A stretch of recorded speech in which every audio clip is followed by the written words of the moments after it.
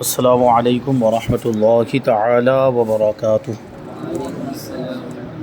نحمده ونصلی ونسلم علی رسولہ الکریم، اما بعد فاعوذ باللہ من الشیطان الرجیم، بسم اللہ الرحمن الرحیم۔ ان اللہ وملائکتہ یصلون علی النبی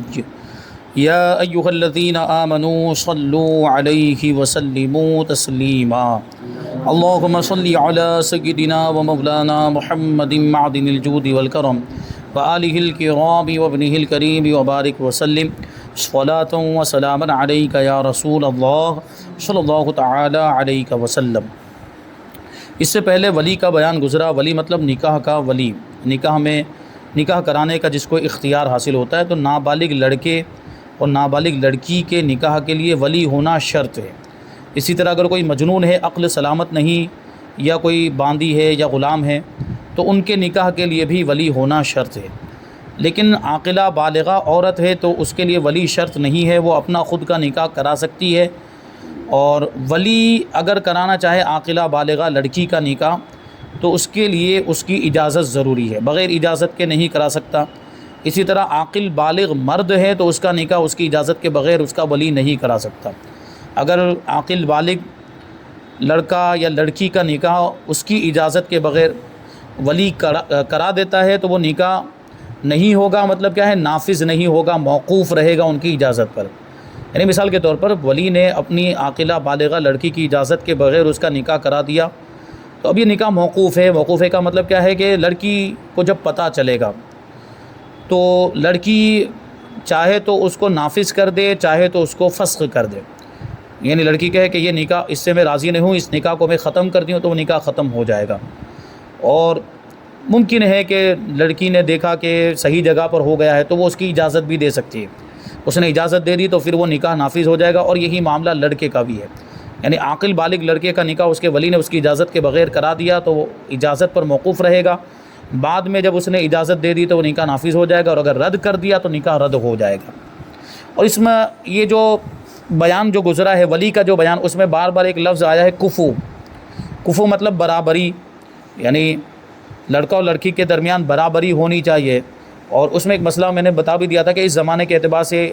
وہ کفو نہیں بھی ہوگا تب بھی چل جائے گا، بس سنی صحیح العقیدہ ہونا چاہیے۔ تو کفو کے بارے میں کچھ باتیں بتاتے ہیں کہ حدیث میں کفو کی کیا اہمیت بیان کی گئی ہے۔ مولا علی رضی اللہ تعالی عنہ سے مروی ہے کہ نبی کریم صلی اللہ علیہ وسلم نے فرمایا، اے علی، 3 چیزوں میں تاخیر نہ کرو: نماز کا جب وقت آ جائے، جنازہ جب موجود ہو، بے شوہر والی کا جب کفو مل جائے۔ مطلب کیا ہوا کہ ان تینوں چیزوں میں تاخیر نہیں ہونی چاہیے، یعنی نماز کا جب وقت آ جائے تو پھر نماز پڑھ لینی چاہیے، اتنی تاخیر نہیں کرنی چاہیے کہ وقت نکل جائے۔ اور جب جنازہ موجود ہو، یعنی جنازہ تیار ہو گیا تو پھر نماز پڑھ لینی چاہیے، پھر اس میں تاخیر نہیں کرنی چاہیے۔ اور بے شوہر والی عورت جس کی ابھی شادی نہیں ہوئی، یا جو ہے کہ بے شوہر والی عورت میں پھر وہ عورت بھی آ سکتی ہے جس کی طلاق ہو چکی ہو یا جو بیوہ ہو چکی، اس کے لیے بھی کفو مل جائے، یعنی برابری والا کوئی رشتہ مل جائے تو اس کی شادی کرا دینی چاہیے، پھر اس میں تاخیر نہیں کرنی چاہیے۔ کیونکہ نکاح جتنا جلدی ہو سکے اتنا جلدی کرا دینا چاہیے تاکہ لڑکا یا لڑکی جو بھی ہے وہ گناہوں سے بچے۔ کیونکہ نکاح جب کرا دیا جائے گا تو ان کو ایک حلال ذریعہ مل جائے گا اپنی خواہشات کی تکمیل کا، تو پھر وہ حرام کی طرف نہیں جائیں گے، تو وہ حرام سے، بدکاری سے، زناکاری سے، بے حیائی سے، بدنگاہی سے، ان سارے گناہوں سے وہ بچ جائیں گے۔ اب کفو کا معنی کیا ہوتا ہے، کفو کی تعریف کیا ہے، ڈیفینیشن کیا ہے؟ کہتے ہیں کہ کفو کے یہ معنی ہے کہ مرد عورت سے نسب وغیرہ میں اتنا کم نہ ہو کہ اس سے نکاح عورت کے ولیوں کے لیے باعث ننگ و عار ہو، یعنی شرم کا سبب ہو جائے۔ مرد نسب وغیرہ میں عورت کے مقابلے میں کم نہیں ہونا چاہیے، جو عورت کے مقابلے میں کم ہوگا تو عورت کے جو اولیاء ہوں گے، عورت کے جو ولی ہوں گے، تو وہ اس کا نسب برابر نہ ہونے کی وجہ سے، اس کا نسب کمتر ہونے کی وجہ سے، یا دوسری کسی چیز میں کمی ہونے کی وجہ سے، لڑکے کے معاملات میں یہ لڑکی کے جو ولی ہوں گے، یعنی جو قریبی رشتہ دار باپ ہے یا دادا وغیرہ، تو ان کو شرم کا سامنا کرنا پڑے گا۔ بھائی تو کیسے خاندان والے کے ساتھ تم نے اپنی لڑکی کا نکاح کرا دیا، اس طرح کی بات ہو، کس برادری میں تم نے نکاح کرا دیا، وہ تو کیسا پیشہ اختیار کرتے ہیں، وہ تو کیسا کاروبار ہے ان کا، کیسا دھندا ہے، ذلت والا کاروبار کرتے ہیں، ذلت والا پروفیشن ہے ان کا، تو اس طرح کی باتیں ہوتی ہیں۔ تو یہ کس کو سننا پڑے گا؟ لڑکی کے گھر والوں کو، یعنی لڑکی کے قریبی رشتہ داروں کو یہ سب سننا پڑے گا۔ وہ کفاءت صرف مرد کی جانب سے معتبر ہے، عورت اگرچہ کم درجے کی ہو اس کا اعتبار نہیں، یعنی مرد میں دیکھا جائے گا کہ مرد عورت کی برابری والا ہے کہ نہیں ہے، عورت اگرچہ مرد کی برابری والی نہیں ہے، عورت اگرچہ کمتر ہے، اس میں چل جائے گا، اس میں کوئی مسئلہ نہیں، بلکہ وہاں تو بعض چیزوں میں اس کا کم ہونا ہی مناسب ہے، جیسے علم میں کم ہونا چاہیے، عمر میں اس کو کم ہونا چاہیے، اور خاندانی شرافت کے اعتبار سے بھی کم ہونا چاہیے، مال و دولت میں بھی کم ہونا چاہیے، کیونکہ ان چیزوں میں اگر وہ زیادہ ہوگی تو مرد پر اپنی برتری ظاہر کرے گی۔ جیسے علم میں زیادہ ہوگی تو وہ کہے گی کہ میں تو تم سے زیادہ علم رکھتی ہوں، کبھی ایسے لڑائی جھگڑا ہوگا تو پھر وہ اپنے علم کی برتری دکھائے گی، یا مال و دولت کا روب جھاڑے گی وہ کہ میں تو مالدار گھرانے سے آئی ہوں، تم غریب گھرانے سے تعلق رکھتے ہو، تو وغیرہ وغیرہ اس طرح کی باتیں ہوگی، تو اس کا ان چیزوں میں کم ہونا ہی بہتر ہے، تاکہ وہ لڑائی جھگڑے کے وقت یا کسی اختلاف کے وقت کسی موقع پر وہ ان چیزوں کو لے کر اپنی فوقیت ظاہر نہ کر سکے، اپنی برتری ظاہر نہ کر سکے۔ تو مرد کی طرف سے دیکھا جائے گا کفاءت کو، عورت کی طرف سے نہیں دیکھا جائے گا۔ تو کفاءت کن چیزوں میں معتبر ہوگی، کن چیزوں میں کفاءت کو دیکھیں گے، اس کا لحاظ کریں گے، تو کہتے ہیں کہ کفاءت میں 6 چیزوں کا اعتبار ہے۔ سب سے پہلے نسب یعنی خاندان دیکھا جائے گا، خاندانی شرافت کے خاندان کیسا ہے وہ دیکھا جائے گا۔ دوسرے نمبر پر اسلام یعنی مسلمان ہونا، اس کا مسلمان ہونا تو ضروری ہے، لیکن ایک چیز یہاں پر ہے، اس میں تفصیل میں اگر آپ جائیں تو یہ بات آپ کو ملے گی کہ اگر کوئی شخص خود مسلمان ہے تو وہ اس کا کفو نہیں بن سکتا ہے جس کے باپ دادا مسلمان تھے۔ مطلب کیا ہوا کہ یہ لڑکا جو ہے، مثال کے طور پر لڑکا خود مسلمان ہے، اس کے باپ دادا مسلمان نہیں تھے، مطلب یہ اسلام لایا، یہ مسلمان ہو گیا، اس کے باپ دادا کافر تھے، تو اب یہ لڑکا، یہ آدمی اس لڑکی کا کفو نہیں بن سکتا جس کا باپ بھی مسلمان تھا اور دادا بھی مسلمان تھا، کیونکہ اسلام کے اعتبار سے اس کو برتری حاصل ہو گئی، یہ بھی ہے۔ ہاں، اگر اس کے لڑکے کے باپ دادا دونوں مسلمان تھے اور لڑکی کے باپ دادا پردادا سب مسلمان تھے تو یہ کفو بن جائے گا، کیونکہ باپ اور دادا تک کا ہی اعتبار ہے، اور وہاں باپ دادا اور اس کے اوپر بھی اگرچہ پردادا وغیرہ بھی مسلمان تھے، لیکن اس کے باپ دادا، اگر لڑکے کے باپ دادا مسلمان تھے تو یہ اس کا کفو بن جائے گا جس کے آبا مسلمان تھے، یعنی اوپر تک دادا پردادا وغیرہ سب مسلمان تھے۔ تو اسلام کا یہ مطلب ہوا، یعنی اسلام اس اعتبار سے دیکھیں گے، ورنہ لڑکا اور لڑکی کا تو مسلمان ہونا ضروری ہے، وہ مسلمان ہوں گے تبھی تو نکاح ہو پائے گا، دونوں میں سے اگر ایک بھی معاذ اللہ خدا نخواستہ کافر ہے تو نکاح ہو ہی نہیں پائے گا، نکاح ہوگا ہی نہیں، 1000 مرتبہ قبول ہے بولتا رہے لیکن نکاح نہیں ہوگا۔ دونوں کا مسلمان ہونا ضروری ہے، کسی کافر کا، کسی مشرک کا مسلمان سے نکاح نہیں ہو سکتا اہل کتاب کے علاوہ، وہ اس سے مستثنی ہے۔ اور تیسرے نمبر پر ہے حرفہ کا معنی ہوتا ہے پیشہ، پروفیشن، ان کا پروفیشن بھی دیکھا جائے گا، پروفیشن یعنی ان کا جو کاروبار ہے، دھندا ہے، تجارت ہے، یا جو پیشہ ہے وہ کیسا ہے، ذلت والا تو نہیں۔ کچھ پیشے ایسے ہوتے ہیں جیسے کہ ابھی وہ بھنگی والا جو پیشہ ہے، عام طور پر تو بھنگی مسلمان نہیں ہوتے، لیکن مان لو کہ کوئی ایسا صاف صفائی کا کام کرتا ہے، گندگیاں اٹھاتا ہے، یہ سب کرتا ہے، تو اس کو ذلیل سمجھا جاتا ہے، اس کو اچھا نہیں مانا جاتا، اس سے جلدی کوئی اسے اپنی جلدی لڑکی دینے کے لیے کوئی تیار نہیں ہوگا۔ تو اس طرح یا اس کی طرح کوئی دوسرا، جیسے کہ کتابوں کے اندر لکھا ہوا ہے، عربی کتابوں کے اندر پچھنا لگانے والا پرانے زمانے میں ہوتا تھا، ابھی جیسے کہ حجامہ اس کو جو ہے اس کے کیمپ وغیرہ لگتے، لیکن اس کو ابھی اس زمانے میں اتنا کچھ، اس کا کام کرنے والوں کو اتنا کوئی ذلیل نہیں سمجھا جاتا، لیکن پرانے زمانے میں پچھنا لگانے والے کا جو یہ پیشہ ہوتا تھا اس کو ذلیل سمجھا جاتا تھا۔ پچھنا لگانا مطلب جسم سے فاسد خون نکال دینا، خراب خون نکال دینا، جیسے یہاں سے خراب خون نکال دیا، سر میں سے خراب خون نکال دیا، پہلے اس کی جانچ ہونی چاہیے کہ بھائی واقعی خراب خون ہے بھی کہ نہیں، خون خراب نہیں پھر بھی کچھ لوگ چلے حجامہ کو لوگوں نے فیشن بنا، بھائی وہ فیشن نہیں ہے، اور یہ بات لوگوں کے ذہن میں ڈال دی گئی، یا لوگوں نے مطلب بس اسی کو دیکھ لیا کہ یہ اللہ کے نبی صلی اللہ علیہ وسلم کی سنت ہے تو لاؤ کراؤ۔ یہ عام سنتوں کی طرح نہیں ہے کہ بھائی سب عمل کرے، جیسے مسواک ہے تو سب کے لیے کرنا ہے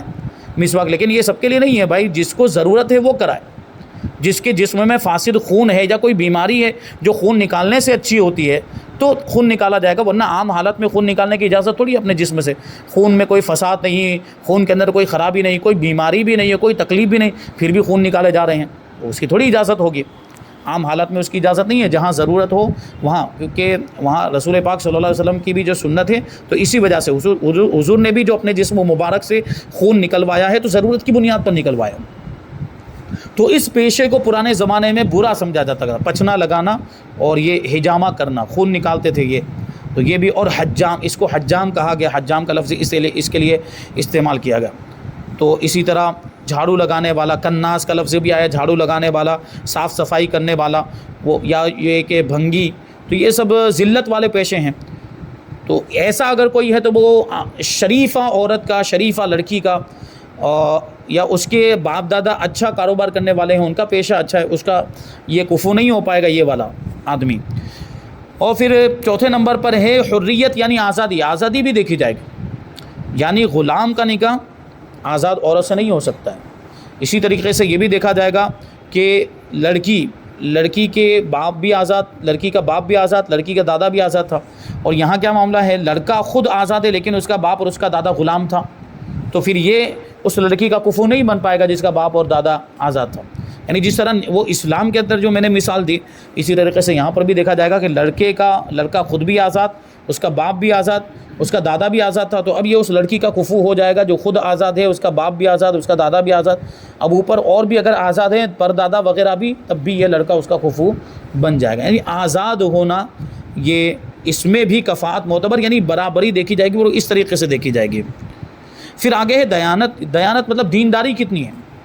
دینداری کتنی پائی جاتی ہے، بھائی نماز پڑھتے کہ نہیں پڑھتے، دین کی معلومات ہے کہ نہیں، قرآن پڑھے ہوئے کہ نہیں، قرآن کی تلاوت کرتے کہ نہیں، یہ چیز بھی بہت اہم ہے، یہ تو دیکھا جائے گا۔ اور چھٹے نمبر پر ہے مال و دولت دیکھی جائے گی کہ مالداری کے اعتبار سے دونوں میں برابری ہے کہ نہیں ہے۔ اب آگے کچھ وہ اس کی وضاحت کرتے ہیں۔ قریش میں جتنے بھی خاندان ہیں وہ سب باہم کفو ہیں۔ قبیلہ قریش عرب کا بڑا ہی مشہور قبیلہ، بلکہ یہ حضور پاک صلی اللہ علیہ وسلم کا قبیلہ ہے، سب سے بہترین قبیلہ ہے، سب سے زیادہ فضیلت رکھنے والا قبیلہ ہے، کیونکہ اسی قبیلے میں حضور پاک صلی اللہ علیہ وسلم تشریف لائے۔ تو قریش ایک بہت بڑا قبیلہ ہے اور اس کی بہت ساری شاخیں ہیں۔ جیسے اسی کی ایک شاخ ہے بنو ہاشم، جو ہمارے حضور پاک صلی اللہ علیہ وسلم کا خاندان، بنو ہاشم ہی کی طرف نسبت کرتے ہوئے حضور کو ہاشمی بھی کہا جاتا ہے، تو یہ ایک شاخ ہو گئی۔ اسی طرح بنو امیہ ہے، یہ بھی اسی کی شاخ ہے، قریش ہی کی ایک شاخ ہے۔ تو یہ آپس میں ایک دوسرے کے کفو ہیں، یعنی مثال کے طور پر بنو امیہ میں سے کوئی آدمی بنو ہاشم میں سے نکاح کرنا چاہتا ہے تو کر سکتا ہے، یا بنو ہاشم میں سے کوئی شخص بنو امیہ کی لڑکی سے نکاح کرنا چاہتا ہے تو وہ کر سکتا ہے، کیونکہ ان کا جو اصل جو قبیلہ ہے، یعنی پورا جو بڑا جو قبیلہ جو اصل ان کی جو اصل ہے وہ ہے قریش، سب قریشی سے تعلق رکھتے ہیں، یہ تو سب اس کی شاخیں ہیں۔ تو اس طریقے سے ان کا آپس میں نکاح ہو سکتا ہے۔ وہی کہہ رہے ہیں یہاں تک کہ قرشی غیر ہاشمی، یعنی وہ قرشی جو ہاشمی نہ ہو، وہ ہاشمی کا کفو ہے، یعنی قبیلہ قریش سے تعلق رکھتا ہے لیکن بنو ہاشم سے تعلق نہیں رکھتا۔ جیسے میں نے ابھی عرض کیا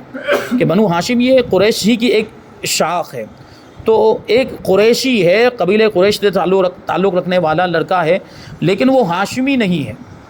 وہ کسی اور شاخ سے تعلق رکھتا ہے، لیکن وہ ہاشمی کا کفو بن سکتا ہے، یعنی ایسی لڑکی کا کفو بن سکتا ہے جو بنو ہاشم سے ہے۔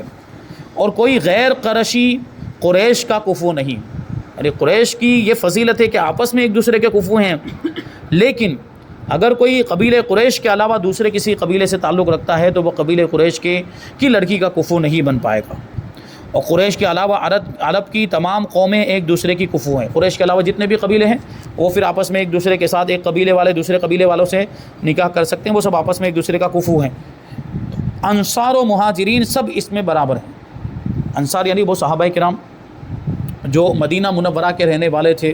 اور مہاجرین جو مکہ مکرمہ سے ہجرت کر کے مدینہ منورہ گئے، یہ سارے صحابہ اس میں برابر ہیں، یعنی ایک دوسرے کا کفو ہیں۔ اجمی النسل یعنی وہ لوگ جو عربی نہیں ہیں، جو عرب کے رہنے والے نہیں ہیں، جیسے کہ ہم ہندوستان کے رہنے والے، اسی طرح دوسرے ممالک عرب کے علاوہ جتنے بھی ملک ہیں وہ سب عجمی ہیں، وہاں کے رہنے والے سب وہ عجمی ہیں، وہ عربی کا کفو نہیں بن سکتے، یعنی ہم اور آپ کسی عربی کا کفو نہیں ہیں، مگر عالم دین کفو بن سکتا ہے اگر کوئی عالم دین، کیونکہ اگرچہ خاندان کے اعتبار سے، نسب کے اعتبار سے اس کے اندر وہ خوبی نہیں ہے، لیکن علم بہت بڑی فضیلت ہے اس کے پاس، عالم دین کے پاس یہ علم آ گیا تو اس کی وجہ سے وہ افضل ہو گیا، اس لیے اب اس میں وہ کفو والی بات پیدا ہو جائے گی، وہ فضیلت برابری والی بات آ جائے گی، تو پھر وہ کفو بن سکتا ہے، یعنی کسی عربی کا بھی کفو بن سکتا ہے وہ، کہ اس کی شرافت نسب کی شرافت پر فوقیت رکھتی ہے، یعنی علم کی جو شرافت ہے، علم کی جو فضیلت ہے، وہ نسب کی فضیلت پر بھی فوقیت رکھتی ہے، نسب کی شرافت بھی فوقیت رکھتی ہے۔ اب سوچیں کہ علم کی کیا اہمیت ہے، اب اس سے اندازہ لگا سکتے ہیں۔ یہاں تک کہ فرمایا گیا ہے کہ عالم دین سیدہ کا بھی کفو بن سکتا ہے، یعنی سیدہ مطلب جو سادات آل رسول سادات گھرانے سے تعلق رکھتی ہو. تو عالم دین اگرچہ دوسرے گھرانے سے تعلق رکھتا ہو, دوسرے خاندان سے, وہ سید نہ بھی ہو, خیر سید ہو, لیکن عالم ہونے کی وجہ سے اس کے پاس علم کی فضیلت ہے, اس لیے وہ سیدہ کا بھی کفو بن سکتا ہے, یعنی سیدہ سے بھی وہ شادی کر سکتے ہیں, یعنی سید لڑکی سے بھی وہ شادی کر سکتا ہے. اور بہرحال ابھی ہمارے زمانے میں تو یعنی اجمیوں کا تو نسب ہی محفوظ نہیں, بھائی ہمیں کیا پتہ ہمارا سلسلہ جا کے کہاں ملتا ہے, ہمیں تو پھر باپ دادا پر دادا اس کے آگے نام ہی یاد نہیں ہے کہ دادا پر دادا اس کے ہو سکتا ہے پر دادا, اور اس کے بعد ایک دو نام یاد ہو, اس کے بعد کون تھا, کیا تھا, کیسے تھا, کہاں سے آئے تھے, کون سے خاندان سے تعلق, کس گھرانے سے تعلق ہے, کچھ پتہ ہی نہیں چلے گا. تو ہمارا تو نسب ہی محفوظ نہیں, تو ہم کیا قبیلہ دیکھیں گے, ہم کیا خاندان دیکھیں گے. اور ابھی یہ سب چیزیں مطلب دیکھنی بھی نہیں چاہیے, برادری ہے, قوم کون سی ہے وغیرہ, سنی صحیح العقیدہ ہے, دیندار ہے, کر دینا چاہیے. ہاں سادات کرام کو سادات میں ہی کرنا چاہیے نسب کی حفاظت کے لیے, اور ان کے لیے بہتر یہی ہے کہ ان کے پاس جو ایک شرافت ہے, ان کو جو ایک یہ فضیلت ملی ہے, تو اس کا لحاظ کرتے ہوئے وہ اپنی لڑکیاں دے تو سادات ہی میں دے, لڑکی لائے بھی تو سادات ہی لائیں, یہ ان کے لیے بہتر ہے. اب یہاں پر کفو کا بیان مکمل ہوا, اس کے بعد ہے حق مہر کا بیان. نکاح کے اندر مہر مقرر کیا جاتا ہے, بہت ضروری چیز ہے وہ بھی, تو اس کے مسائل جاننا بھی بہت ضروری ہے. کہتے ہیں کہ مہر کی اہمیت بیان کرتے ہوئے اللہ کریم پارہ نمبر 5 سورہ نساء کی آیت نمبر 24 میں ارشاد فرماتا ہے, فَمَسْتَمْتَعْتُمْ بِهِ مِنْهُنَّ فَآتُوهُنَّ أُجُورَهُنَّ فَرِيضَةً. تو جن عورتوں کو نکاح میں لانا چاہو, جن عورتوں کو نکاح میں لانا چاہو, ان کے بندھے ہوئے مہر ان کو دو. دیکھیں یہاں پر اللہ تبارک و تعالیٰ نے مہر دینے کا حکم دیا, اور مرد کو 4 تک نکاح کرنے کی اجازت, اس لیے عورتوں کا لفظ آیا ہے. یعنی جن عورتوں کو, یعنی ایک سے زیادہ بھی اگر عورتیں نکاح میں رکھنا چاہتے ہیں تو جتنی عورتوں سے بھی تم نکاح کرو, 4 تک کی اجازت ہے, 1 2 3 4. لیکن اس سے پہلے یہ اس کی تفصیل بیان کی جا چکی ہے کہ کب اجازت ہے, ایک سے زیادہ نکاح کرنے کی اجازت کب ہے, انصاف کی شرط کے ساتھ, عدل کی شرط کے ساتھ. یعنی ایک سے زیادہ بیویاں ہیں تو سب کے درمیان وہ برابری والا معاملہ کر سکتا ہو, سب کے ساتھ انصاف کر سکتا ہو, اور سب کے حقوق صحیح انداز میں ادا کر سکتا ہو, برابری کے ساتھ ادا کر سکتا ہو, سب میں مساوات کا نظام قائم کر سکتا ہو, تو اس کو اجازت ہوگی, ورنہ ایک کی ہی اجازت ہے. تو جن عورتوں کو نکاح میں لانا چاہو تو ان کے بدے ہوئے مہر, یعنی مقرر کیے ہوئے مہر ان کو دو. عام طور پر مہر مقرر ہوتا ہے, عام طور پر کہ بھائی اتنا مہر دیا جائے گا, یہ 7,786 دیا جائے گا, 10,000 دیا جائے گا, 15,000 دیا جائے گا, یہ مہر پہلے سے مقرر ہوتا ہے, تو وہ مہر دینا پڑے گا جو مقرر ہوا, جو فکس ہوا. ٹھیک ہے. کبھی ایسا ہوتا ہے کہ مہر مقرر ہی نہیں ہوا, تو ایسی صورت میں مہر مثل لازم ہوگا. مہر مثل کا کیا مطلب ہوتا ہے,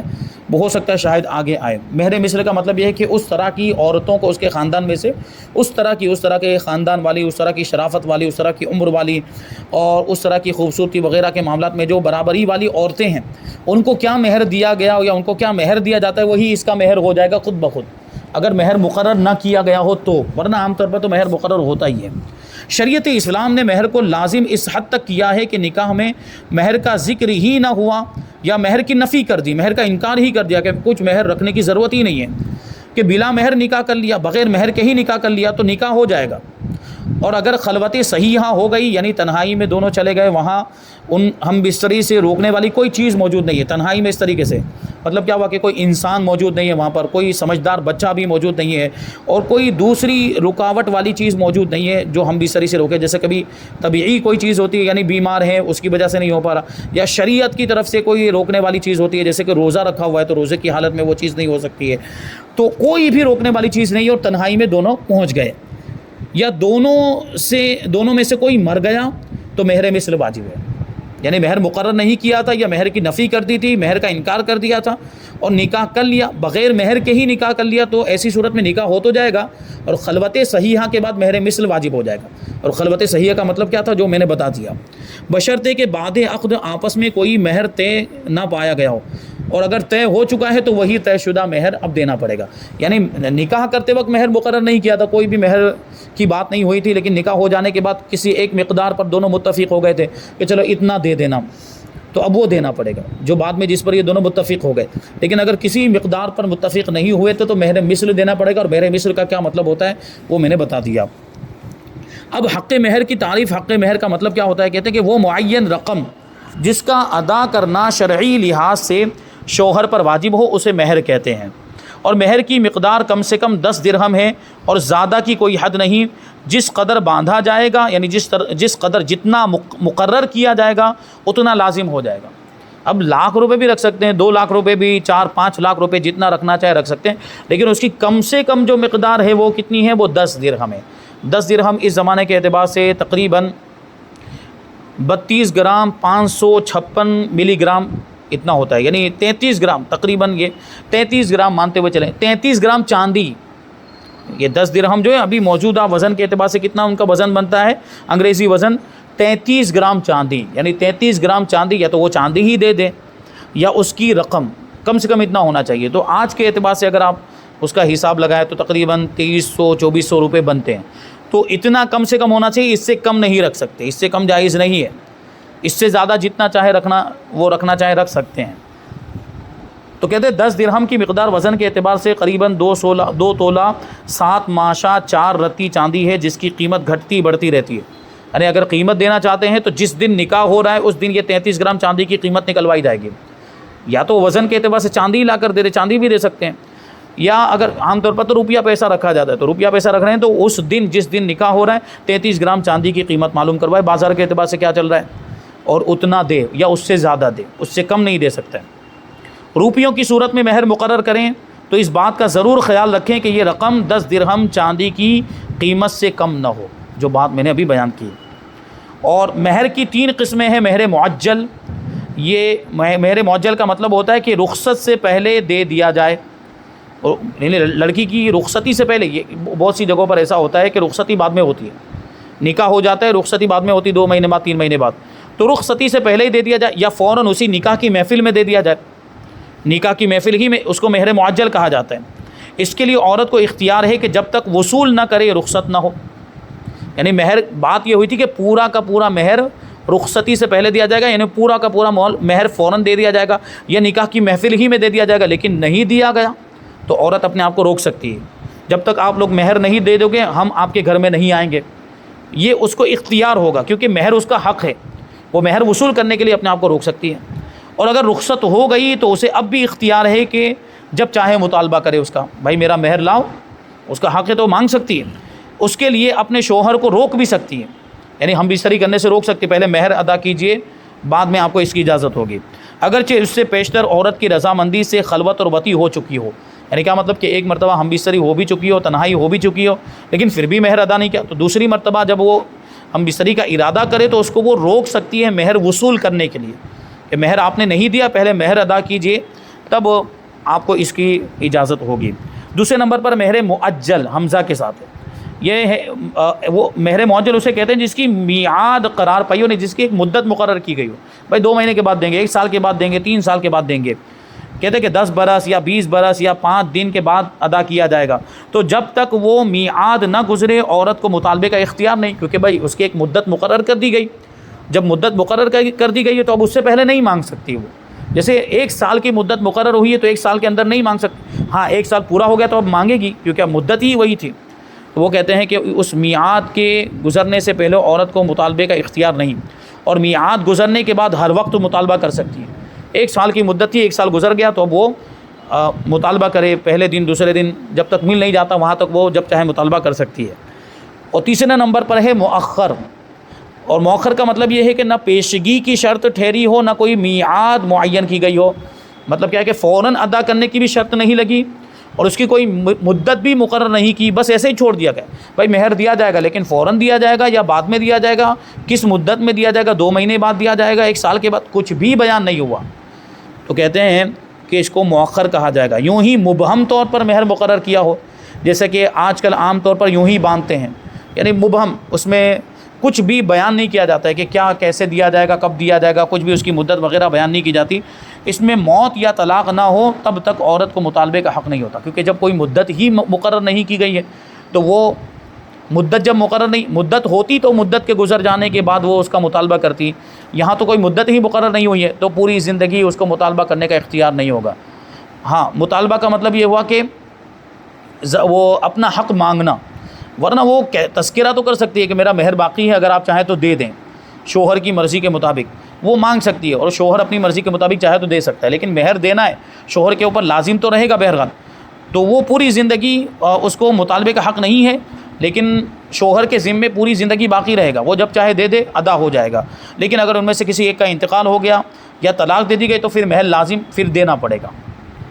یہاں پر یہ مہر کا بیان مکمل ہو گیا۔ اس کے بعد ہے ولیمہ کا بیان، یعنی نکاح ہو جانے کے بعد شب زفاف ہو جائے، پہلی رات گزر جائے تو اس کے بعد صبح کے وقت جو کھانا کھلایا جاتا ہے اس کو ولیمہ کہا جاتا ہے۔ انشاءاللہ تبارک و تعالیٰ اس کو آگے بیان کریں گے۔ اور پھر طلاق کے مسائل بہت ضروری ہے، طلاق کے معاملات جن لوگوں کی شادی ہو چکی یا جن لوگوں کی شادی ہونے والی یا جو بالغ ہیں تو ان کے لیے ان سارے مسائل کو جاننا ضروری ہے۔ انشاءاللہ تبارک و تعالیٰ اس کو ہم آئندہ درس میں شامل کریں گے۔ اللہ تبارک و تعالیٰ کی بارگاہ میں دعا ہے کہ جو کچھ بھی بیان ہوا اس پر ہم سب کو عمل کرنے کی توفیق عطا فرمائے۔ وما علینا الا البلاغ۔ السلام علیکم۔